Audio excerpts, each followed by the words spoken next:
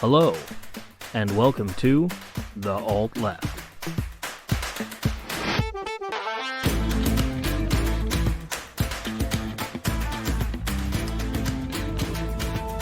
Welcome back, everybody, to episode 67 of The Alt Left. I am your host, Chris, filling your ear holes with lefty nuggets of goodness. With me, as always, is the Reverend Dr. K. Good evening, everyone. And Matthew Jumbo Johnson. Hey everyone, my daughter slept through the night last night, so I'm awake in here. What's up? Oh, thank God.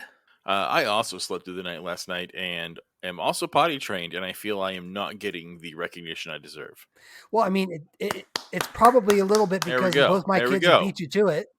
That's exactly what I wanted. Yeah, I feel a little right. better now. Not gonna lie, All right. gold star, man. Their place ain't bad. I'm here for you, brother. I'm here The for you. point is, I crossed the finish line. Yes, you did. Good job. He tried, therefore no one should try to criticize him. Exactly.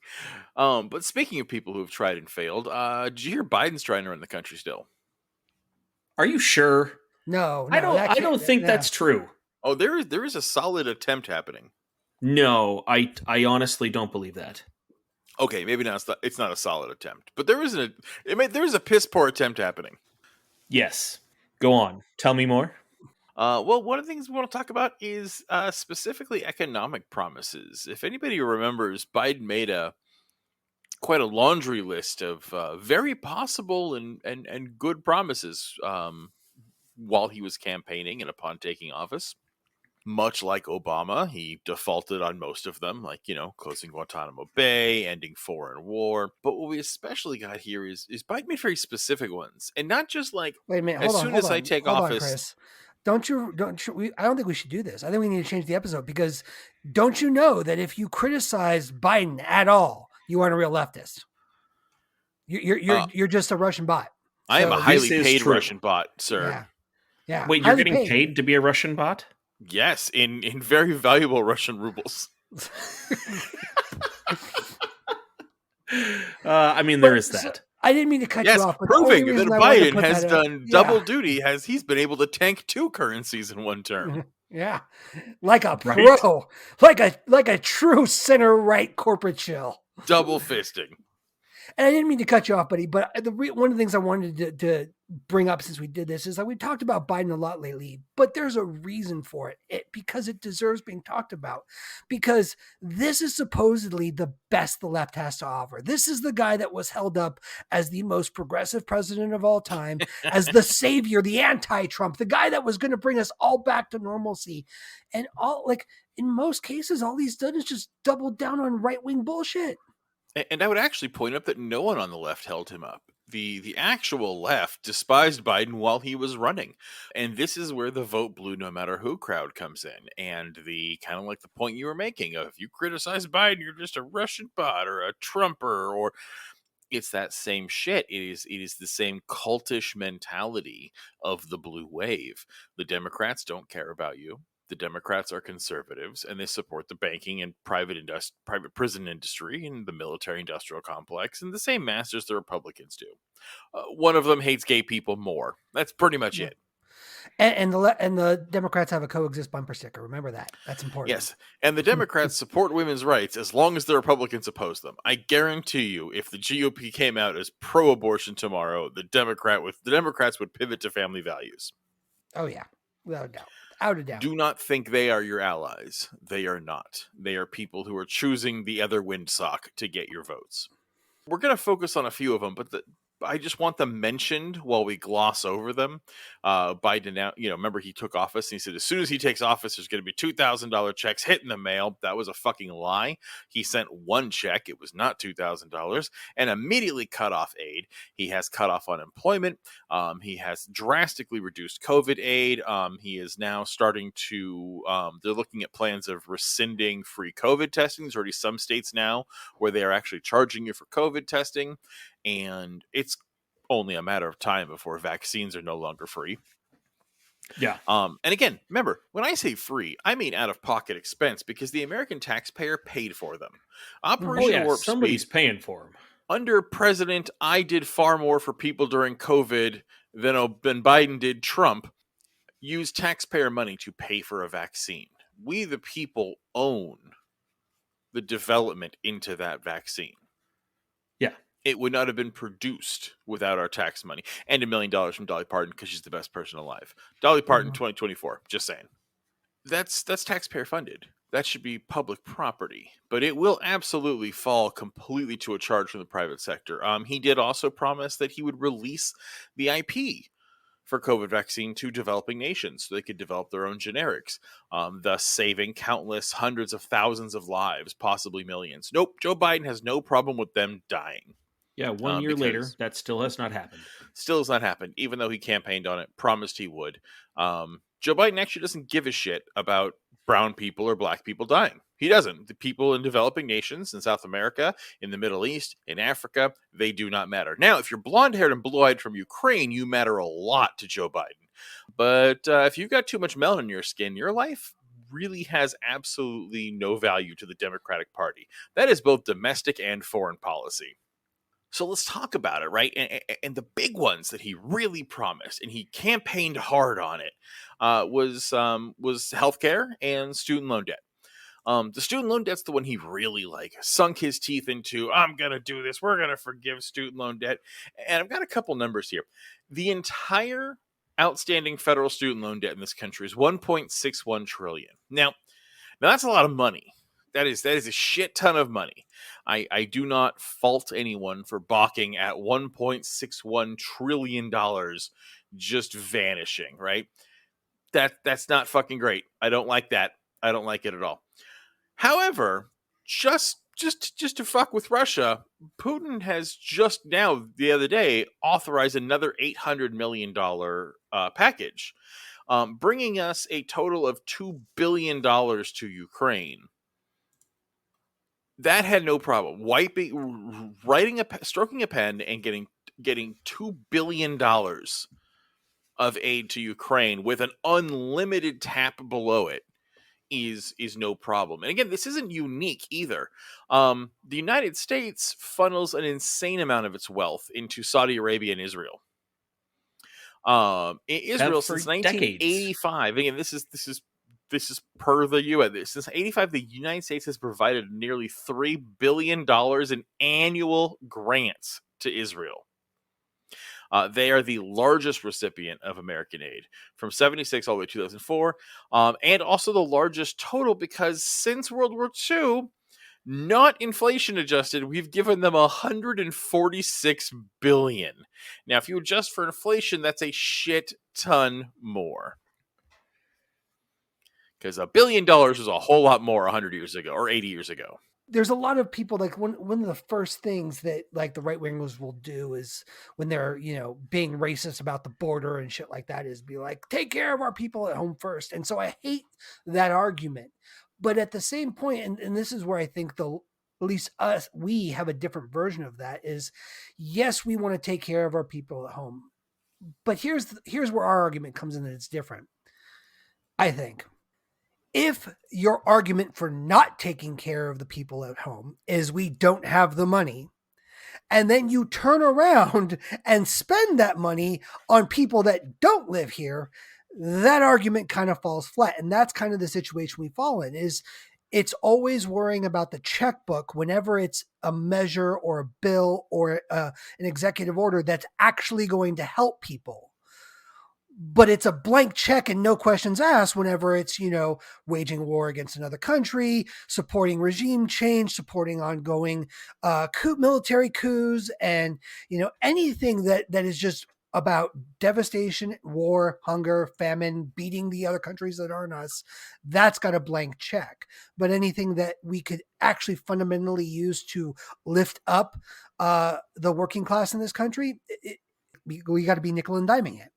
Absolutely. Everyone is unlimited, especially on the right. They're unlimited pockets when it comes to war. If it is for war, if it is for imperialism, if it is to defend white people, there's a blank check. There is nothing we will not do to defend Ukraine from Russia in this, even the war that we basically provoked.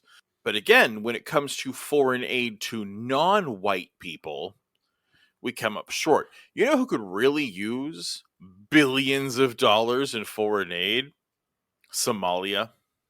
We have Somalian pirates because the United States, France, England, and especially the Dutch started dropping off all our nuclear waste into their fishing grounds. And so you had a whole bunch of starving guys with boats.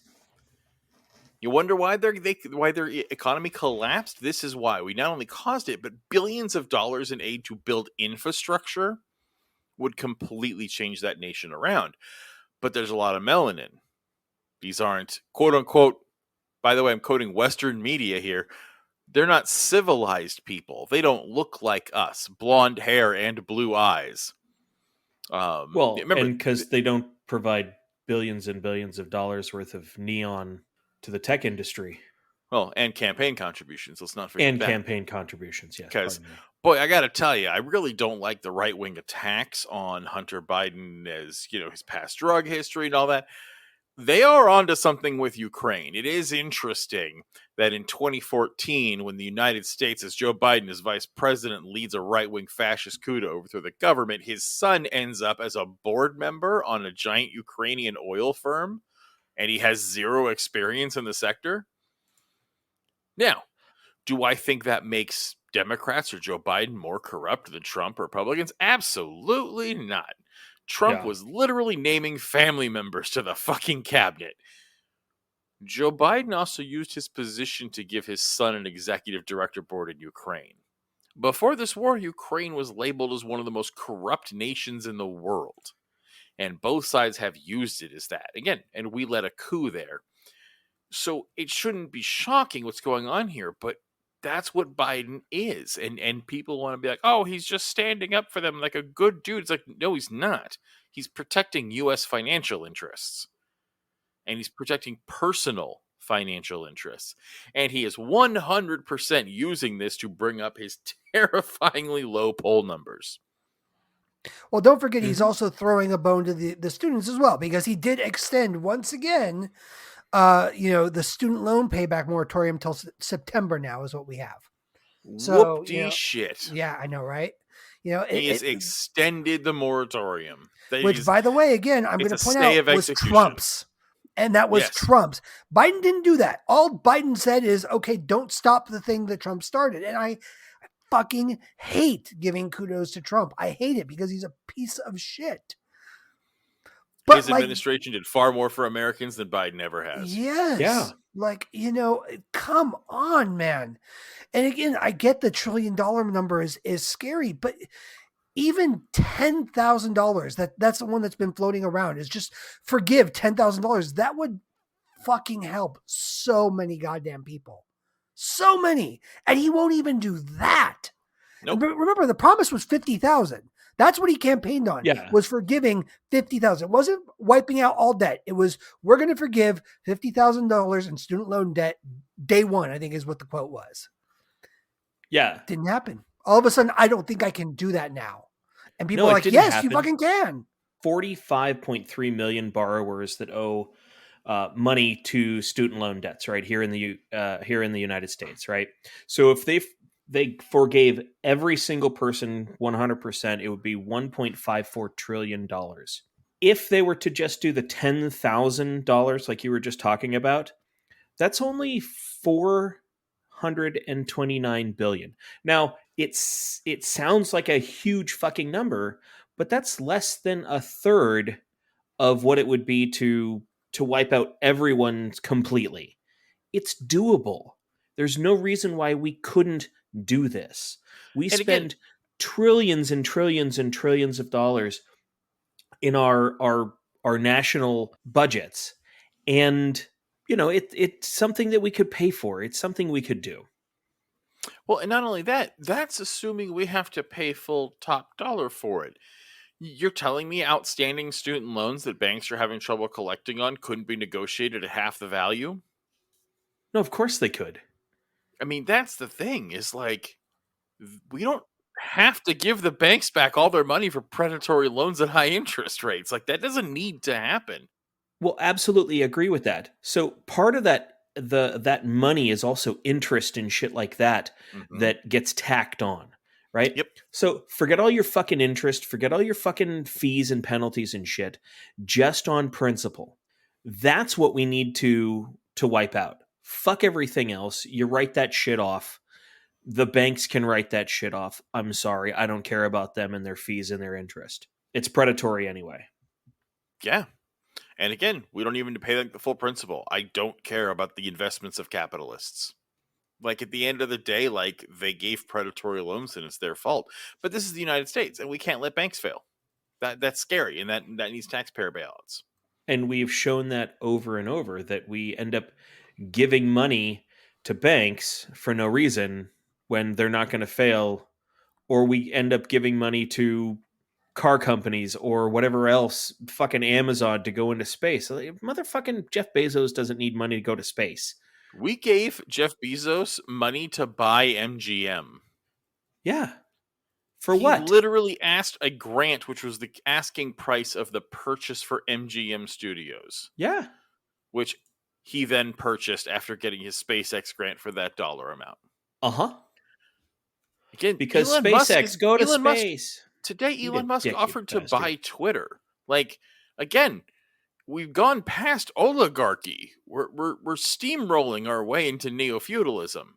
I had not heard that he had offered to buy Twitter. Yeah, he bought 9% last week, and today he has offered to purchase the entirety of Twitter. Jesus Christ. And he could do it quite easily. Yeah, why not? But apparently, remember, he said that, he doesn't have that kind of liquid funds, so it's not fair to tax him. And this isn't just student loan debt, which is a big issue. But like, again, and people are divided on that.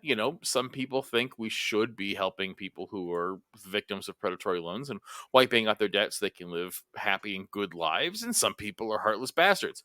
But something that even has broader support is healthcare. We are emerging. It is not done, although you'd think the pandemic's over because you can't go anywhere. I gotta tell you, I walk around and it's like fucking Where's Waldo trying to find someone in a mask. Yeah, I'm the only one wearing one still in most I places go to the that fucking go. grocery store, I go to the gas station, I'm the only person wearing a mask. But yeah, I agree with you. They just don't exist anymore. People No. stopped wearing them. They don't care.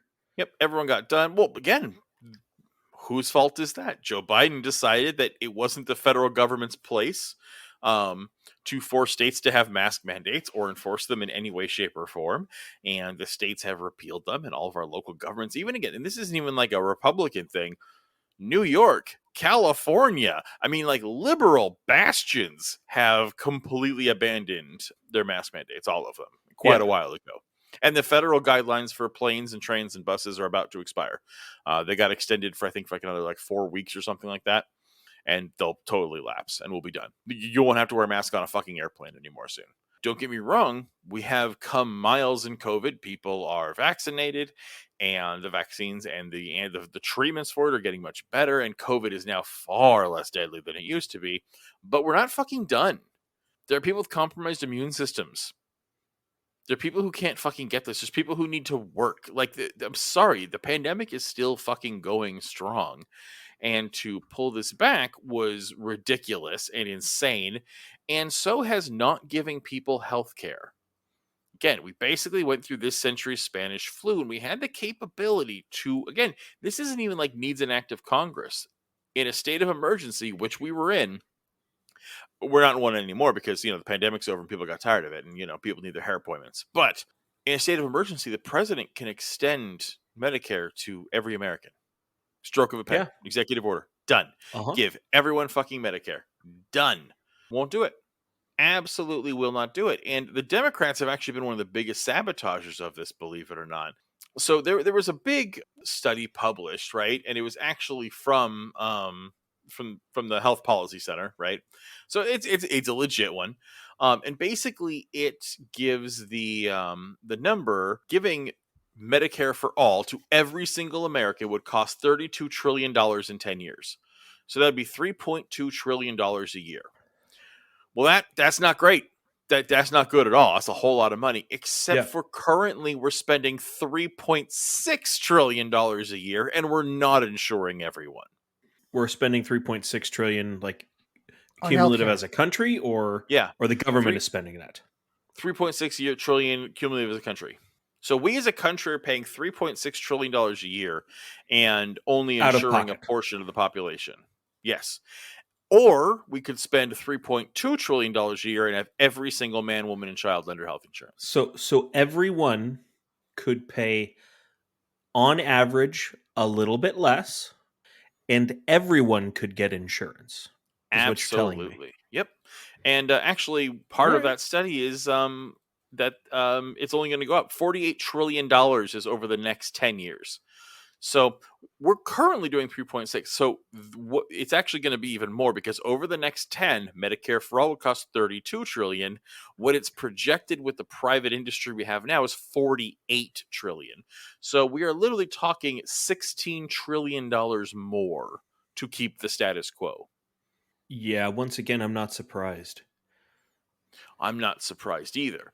But this is what we're talking about, is there's not enough money. It's cheaper.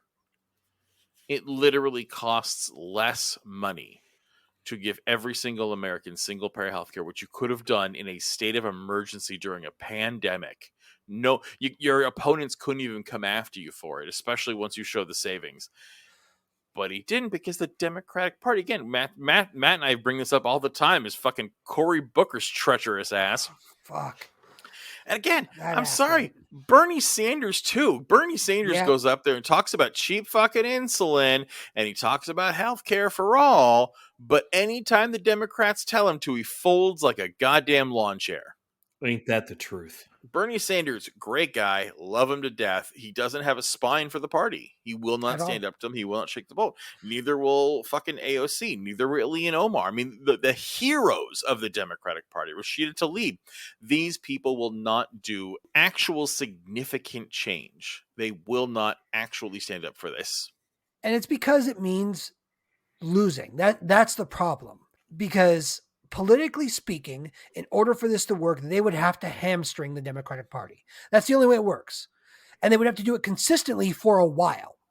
Like that's where this comes in, because there's not enough of them to get votes to do what they want and get in advance. So the only way they can do it is withhold their vote, fuck over the Democrats long enough to where the Democrats have to play ball with them, and then start advancing their agenda. But they won't do that, because what will happen is the moment they do that, the Dems will blame them.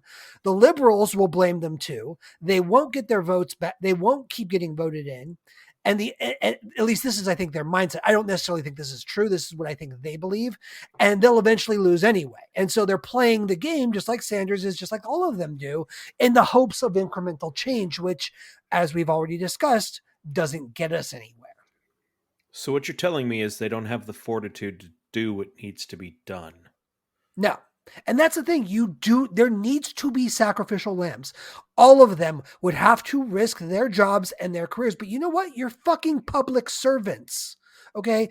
And I get it. There aren't term limits across the board for these things, but there goddamn well should be. Like, this shouldn't be a career path for you that is so precious that the idea that you could get fired because you do a shitty job or because you stand by your fucking principles. Yeah, you're a public servant. This is where we're getting back into neo fucking feudalism, is they're no longer serving the constituency at all. These people are literally here for the halls of power and personal profit. That is the they have no entire interest. purpose of senators now.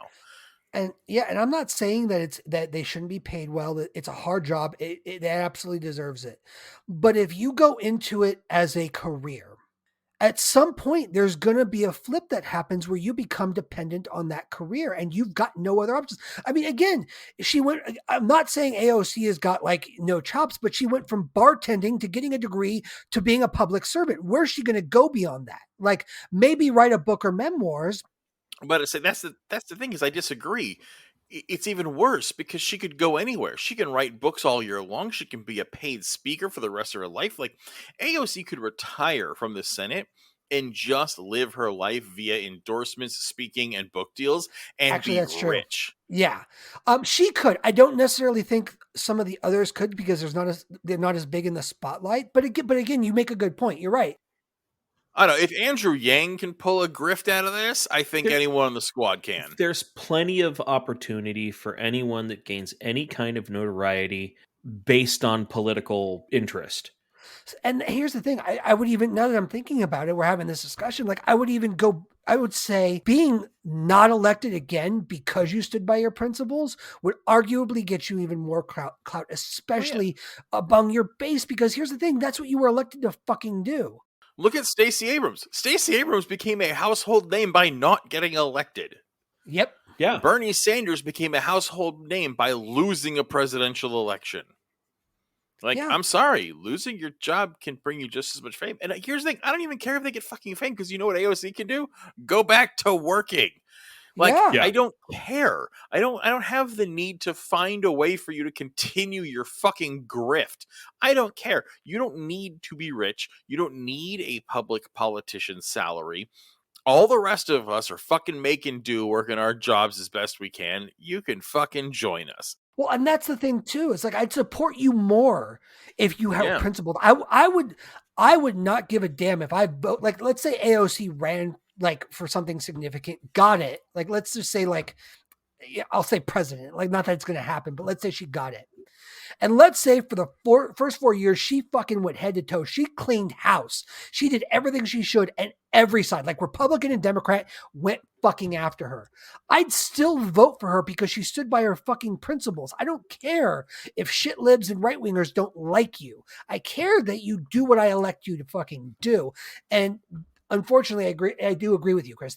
They aren't doing what they're being elected to do, which is fucking change the system. People who stand by their principles get shot on hotel balconies in Memphis. People who stand by their principles get shot on stage by the Nation of Islam. People who stand by their principles get their heads blown off in convertibles in Dallas, Texas. Like, Bobby Kennedy was murdered for standing what he believed in a hotel lobby, surrounded by armed guards. Like, no. Standing up for what you believe in gets you fucking murdered. We are beholden to banking interests, pharmaceutical interests, military interests. There is a financial gain that is running the nation, and they mostly run it through pretty legal means of simply paying for everyone. But everyone who will not contribute to that will get fucking murdered. That's just how it is. And that's your choice, is you can go into exile, you can get murdered, or you can play fucking ball, or you can leave the game. Like, those are your options. The left wing of the Democratic Party, whatever the fuck that means, has decided to play ball. They all have. Here's what Ilhan Omar tweeted just the other day. She wrote, because this is in breaking news that Russia has imposed sanctions on the U.S. House of Representatives for, fucking human rights violations, which we do. We are a nation that has concentration camps at our border. We're running a torture prison in Cuba. Like, we're currently funding both sides of a civil war in Syria. We're helping the Saudis commit a fucking major war crimes in Yemen. We are paying for Israel to create a genocide in Palestine. Like, the United States is absolutely the greatest collection of war criminals in the world. And Ilhan Omar tweets, again, Ilhan Omar, who is by far the most progressive of the squad, of Rashida Tlaib, of AOC, Ilhan Omar, like, all of them. Like, no. Ilhan Omar has been the only one who's been critical of Israel. She's the only one who actually has the balls to stand up for that one. She's definitely the far most left. She wrote, seriously, being sanctioned by Putin for standing up for human rights is definitely something I will wear as a badge of honor. Yes, she believes everything going on is us standing up for human rights. That's what Ilhan Omar tweeted. It doesn't matter how fucking far left you are in the Democratic Party. You are an imperialist and you are authoritarian, and you support private, powerful interests that have nothing but their own personal gain and evil on their to-do list. I don't know how to follow that, my friend, because everything that you just said is the absolute truth. The thing is Ilhan Omar doesn't even, I think, understand why Putin is sanctioning U.S. senators. She's a U.S. senator. She has security clearance. She has access to far more information than we do. I don't believe that for a second. Okay, then why would she put out a tweet like she did? Because what she said there smacks of not truly understanding. Because U.S. senators can't be honest and open about how shitty the U.S. is. Yeah, like she's a sitting U.S. senator. Yeah, you can't. I mean, fair enough, but like, just because you know it's shitty doesn't mean you can be like, yeah, I work for this country and it's fucking shitty. Well, you can. That would be great, but no, she won't. But that's, you're asking why is a sitting U.S. senator forwarding state propaganda? They're part of the state. Yeah. Fair enough. Fair enough. Yeah, and you got to remember, like, I mean, we talk about right wingers and their bullshit patriotism and all this nationalism. You mean like Biden? Yeah, right. But God it doesn't. bless our troops. That's my point. It doesn't. Nothing It will doesn't fundamentally exist. change. It doesn't exist in a vacuum on the right, like the left. And that's what everyone likes to forget. You know, you look at right wingers because, you know, they sport like 50 fucking different versions of the American flag, and it's, you know, take my freedoms over my dead body. But the liberals are just like that too. And hell, there's even people on the left that have got a hard on for the stars and stripes. Like, it exists everywhere in every demographic. It is a majority of this country that has some type of that viewpoint. So to come out on any capacity and tell us this country is fundamentally broken, even like Bernie Sanders has to do it in very carefully scripted ways. Otherwise people would go shit house on him. Yeah. You know? Yeah. Like you can't do it in this country. And that's part of the problem is if you can't talk about a problem, what hope is there of ever being able to fix it? There isn't. And that's why I think Well, there is, but nothing will fundamentally change. it involves tactics that make liberals sad in their panties. Let me tell you, we'll cheer Ukrainians building Molotov cocktails as long as they're not Palestinians or Americans. Well, As soon as people protest a black man who is unarmed being executed by police and a window breaks, we shit ourselves. But we will happily cheer on 12-year-olds in Ukraine building Molotov cocktails, and we will say Zelensky's so cool as he conscripts refugees. Like, the fucking hypocrisy that we have for revolution and change, both forward and abroad, is insane. Mm-hmm. Agree. And that's where I've always kind of understood Chris's take. And it's like, I don't want to see this country in a massive state of upheaval. But like, like, there's only two ways things are going to change. One of two ways. One, we have to get every left senator in there to suddenly fucking grow a spine and en masse elect even more with a spine to replace the ones that don't have it. So we'd have to elect left senators first. Yeah, left senators first. Yeah. Exactly. Like, we'd actually have to get representatives that are actual leftists, and they'd all have to have spines and be willing to go toe to toe with the rest of the establishment. Or the entire country needs to rise up and be like, we're done with this shit, and start bringing out the guillotines. Like, that's the only one of two ways it's going to happen. And honestly, I think the guillotines are the more likely scenario. I'm looking at you, Muskie.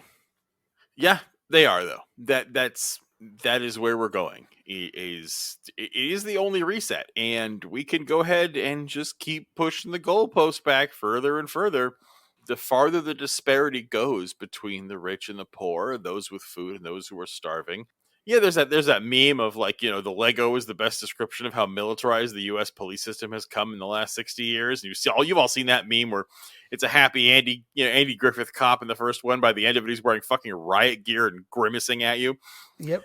That's where we are. I mean, it's like people used to look at like China's crackdown at Tiananmen Square and say, how could the army just fucking tear gas and shoot people who are protesting for human rights? And here we are in the United States now. The NYPD is legally allowed to run people over if they don't disperse. Like, in Albuquerque, they shoot homeless people for fun. In Los Angeles, the sheriff department has a murder gang. The LAPD gets to turn off their body cams during shootings. God, there was just one. What state was it in? The one that happened, the video just got released today. Where the cop, the cop had the unarmed guy who was bound and shot him in the back of the head, executed in the middle of the street. But his body cam turned off right before he did it. And the only reason we know about it is because someone was filming with their cell phone. Oh. Look at Buffalo, New York, where the cop shoved the old man down to the ground, cracked his head open. Remember, they got acquitted of all charges 2 days ago? No, I didn't hear that either. Yes, they got completely acquitted. They will not be charged. They will not lose their jobs. Nope, business as usual. They will keep full pensions. They will keep their jobs. They go back to work. Everything's And that guy's like hunky-dory. a vegetable in the hospital, isn't he? I think he got out of vegetative state, but he has brain damage. Did He has permanent brain damage. Yeah. Because some fucking pig decided that an old man was a threat and decided to clock him and knock him onto the pavement. That's the country we live in. That's where. How do you resolve that? You don't do it by voting harder. No. Voting harder was something we needed to do 80 years ago. It was something we needed to do after World War II. It was something we needed to do during the Vietnam War. Like, the time for legitimate incremental change has passed. And that's a topic we are going to hit on in just a few minutes with Matt's mailbag. But the incremental change and reform of a corrupt and fascist system is impossible. It needs to be abolished. It needs to end. And you don't have to have a violent revolution. You can have a peaceful revolution. They happen. Rarely, but they happen. But we're not going to have one. That doesn't happen in this kind of situation. And do what you will. I am not advocating for violence. I'm advocating for any system that is effective for change. Unfortunately, this is the United States. And as we can see with how slavery ended and how any form of oppression ends in this country, Jim Crow, you think that didn't go down without a fight? The last lynching was still happening. Yeah, right. The state and the oppressive forms of racial and economic oppression in this country are held through by violence or threat of violence. The violence already exists. We're just upset that the violence is changing hands, because let me tell you something, denying Americans healthcare during a pandemic is violence. Denying that IP to go to a developing nation while 1 million of their citizens die, that is fucking violence.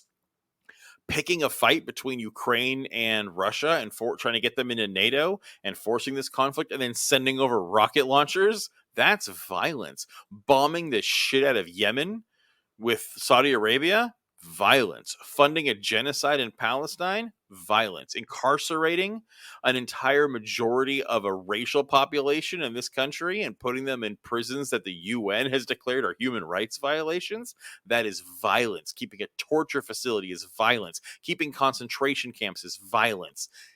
And I know this sounds like a tangent, because it is, but the United States government administers violence constantly upon its citizen and upon the world at large. I don't accept the idea that violence is never the answer, because violence is already being committed. We're talking about the prevention of it. Now, when a more effective system comes about that can create meaningful change, I'm all for it. That'd be great. I would love it if this could happen with nothing but daisies and hugs. But the boomers tried that, and look what happened. And I would argue that our country is far further down the rabbit hole now than it was during Nixon's administration. They all grew up and just became complacent in the system. I saw this amazing meme, and it was a picture from the late 60s, and it's a school bus, covered in flower paint and got hippies hanging off of everywhere. It was just like, isn't it wild how this became the shittiest generation? That's the funny part to me. Yeah.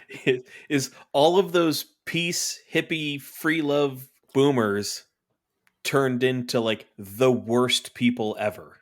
Because they were all given 4-bedroom, $30,000 homes to buy. They were given jobs with pensions, and they were given health care, and they were given every single incentive to sit down and shut up. And when Rome collapses, the biggest problem you have here is they're no longer offering the incentives, which is why people are starting to not sit down and shut up anymore. Yeah. But speaking of not shutting up, what's in the mailbag, Matt? So we got two. So, as we said last week, we were going to put the feelers out to see if anybody had any convincing arguments for Bosch and Let me guess. There aren't any real convincing arguments. I don't know. There's someone who thinks child pornography is cool and has a cartoon as an avatar logo, thinks it is. Yeah. It's about that. I said convincing argument. No, fair enough. That's fair.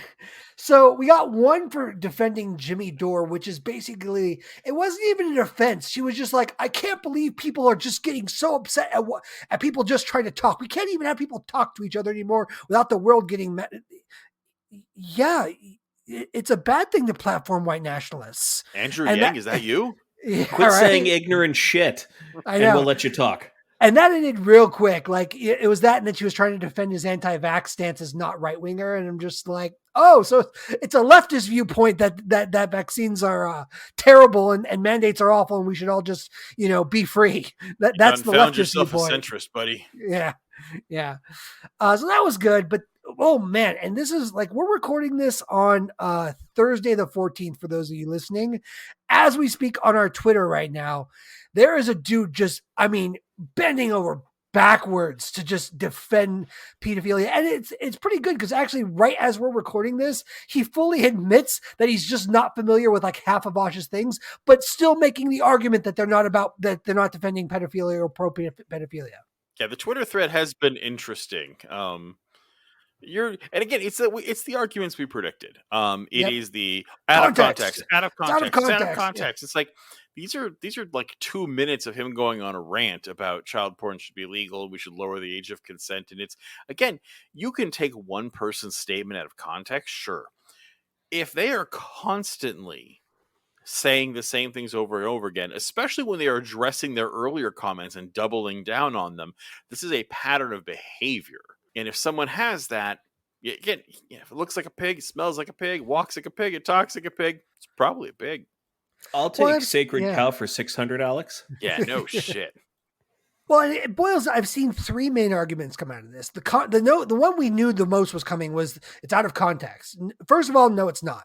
There's not a single thing that Vosh has said regarding pedophilia that you can put into a context that makes it not about an endorsement of pedophilia. Not one. Where it gets into a little bit different is when he's using pedophilia as an analogy to talk about something else. Why that's bullshit? Let me explain. Like, there's two common ones that people will bring up. His basically his pseudo attack on vegans, hypocrisy, and his quote unquote attack of child labor. He invokes pedophilia to juxtapose it against these two issues. Now, what his defenders are trying to say is he's just using that to show how bad and hypocritical people are. And what we're trying to get this asshole to realize is, no, he's not. What he's doing is he's citing pedophilia to normalize it and make it seem not as bad. That is what Vosh is doing. And the reason we know that is because we have numerous other quotes where he is not using analogies, where he's just basically flat out endorsing pedophilia. And so when you take that in context, for all those people that are going to make context arguments, it paints a picture of somebody that's a pedophile.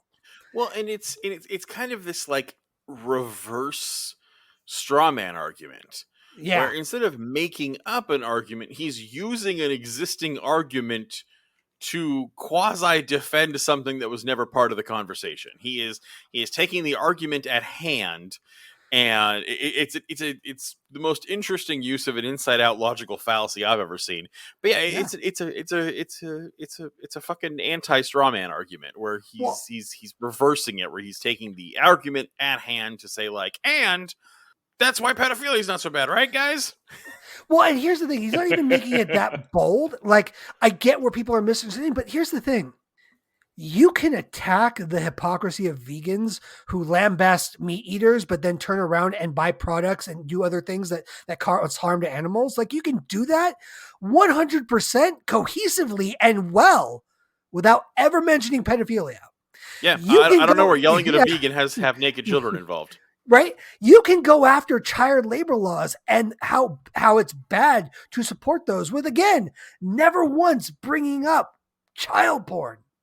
I mean, can you imagine like talking to someone about the legalization of child porn and being like, and this is why vegans are bullshit? Like, can you imagine reversing that? Yeah, it's the most nonsensical argument there is. The fact that the first place he goes to make a point is to compare it to pedophilia, and it's not like he does it once or twice.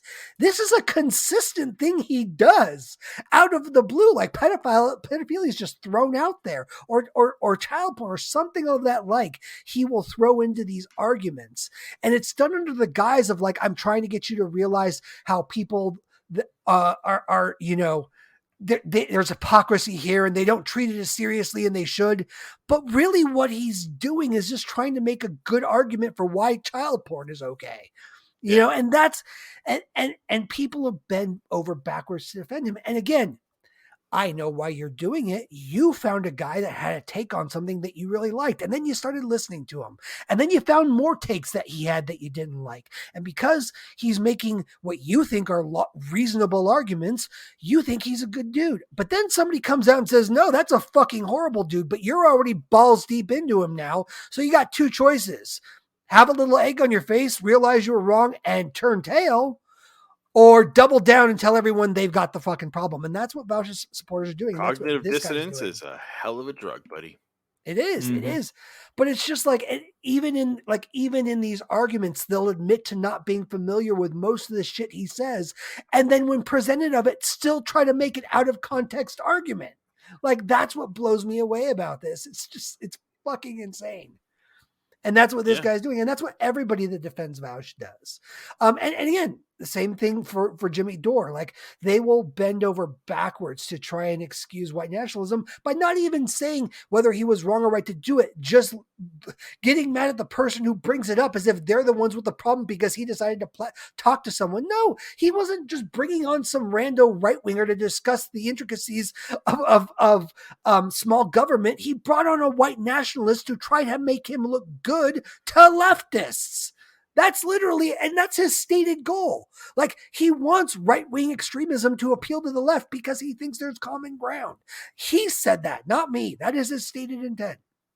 Yep. And if you hear that and think, yeah, this dude is a good representation of the left, you aren't a fucking leftist. Anyway. Sorry, that was a little ranty. But can you tell I fucking hate Dore and Vouch? Yes. It needed to be said, Matt. It needed to be said. But speaking of sacred cows, there was something else you wanted to get into. I did, yeah, thank you. So this other one I'm not going to be as hoity-toity on, but this is a special shout out to one specifically is Chaotic Socialist. She's one of our followers and she's great. Love you. We had an interaction this week that I wanted to bring up because it's a good point and it's one that we've heard before. I think either TD Gamer or Basehead Faye has brought this up as well. So Chris, and I think to a lesser extent, Ken and I have been pretty vocal about the DSA being kind of shitty as an organization. That's the Democratic Socialists of America, right? Here, let me clarify. I do not think the DSA is inherently a shitty organization. The DSA is a do-nothing organization. And the reason I say this is if you look at anyone who's pretty far left, like you actually talk to like hardcore communists and anarchists, they will tell you like, oh yeah, I was DSA for a little while, and then I kind of realized they weren't actually revolutionary or far left. And the DSA, again, compared to the Democrats, the DSA is fucking Karl Marx, because the DSA actually advocates for good stuff. The DSA is super pro-union. The DSA advocates for healthcare for all. The DSA advocates that housing is a human right. Education is a human right. They're anti-racist. So there's a lot of things the DSA advocates for that is good and is left. So when I criticize the DSA, I do not criticize them as a right-wing or centrist organization, but unfortunately they're a progressive liberal organization because, for one, they call themselves socialists. They are not.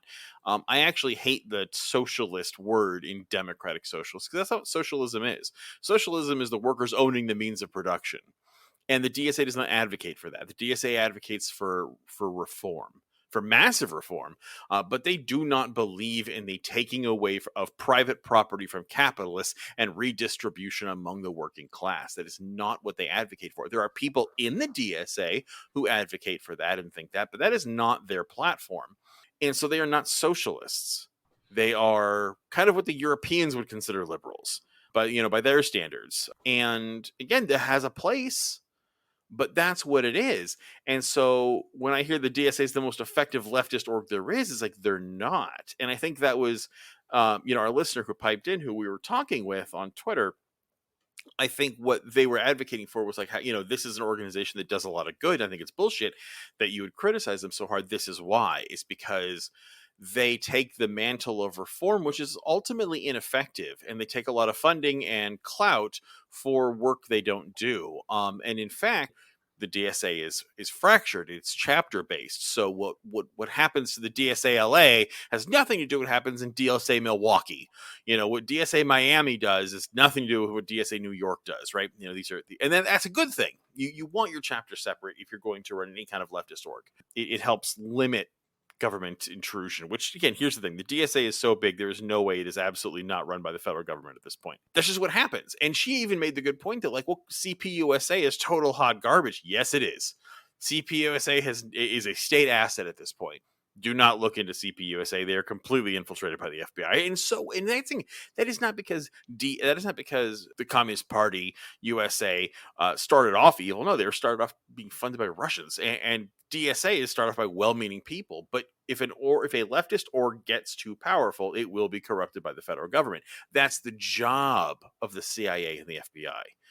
That is what Counterprolo is. The point is to do exactly that. Case in point is, again, DSA Los Angeles. Now, this does not represent DSA as a whole. DSA Los Angeles stole money from Streetwatch LA. They decided to join forces to create a giant fund to help emergency victims, homeless victims of massive sweeps and police violence, and to have kind of a slush fund ready to rock and roll. And the DSA was happy to dump their funds into it that they fundraised for together. And then when it came time to distribute the funds and actually use them, DSA literally said, our treasurer has disagreed, and just kept all the fucking money. I mean, this was a huge fight on Twitter, online. You can find this stuff.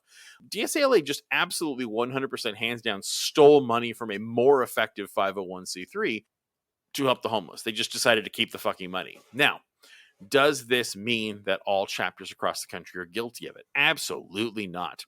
But if they were not immediately shut down by the national org, then that means the org is corrupt. If the head of the org does not look and say, oh, you have stolen money from a fellow leftist organization for the homeless people, that's wrong, and correct the situation or suspend that chapter, then that means it's kind of, again, you don't have to be a racist to vote for Trump, but it does mean that racism isn't a deal breaker. And it's the same kind of thing. You don't have to be money that steals bread and money from the homeless, but it does mean that it's not a deal breaker if you're at the DSA national org level. And these are some of the problems, And again, I don't advocate for anything. Like, one of the things that came up in that argument was that I advocate for the PSL and they do nothing but election stuff. And it's like, well, no, I've gotten tear gassed with the PSL.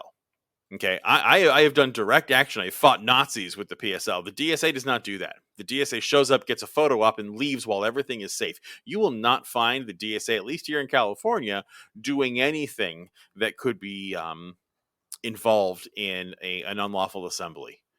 And again, that's fine. I am not saying that makes you bad for doing that, but that does not make you the most effective street force for change. And if you're going to complain that other organizations do nothing more than fundraising and election grandstanding, and your organization does absolutely nothing in the streets that is considered dangerous or unlawful and only works within the system, then that means, again, it's an organization that is only working within this system for reform, and a reformist system is liberal, and a reformist system is still bourgeois, and that makes it not leftist.